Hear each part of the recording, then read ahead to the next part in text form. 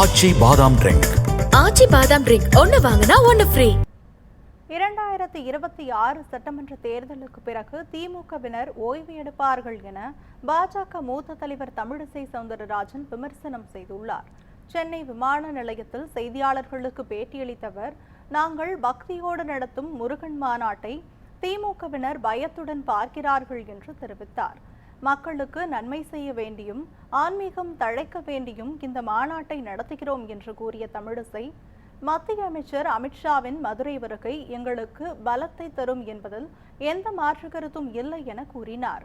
2026 சட்டமன்ற தேர்தலுக்கு பிறகு திமுகவினர் ஓய்வு எடுப்பார்கள் எனவும் அவர் தெரிவித்தார்.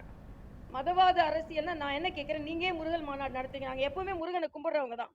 நாங்க எப்பவுமே முருகனை கும்பிடுபவர்கள். முருகனை கும்பிடல தப்பில்லை.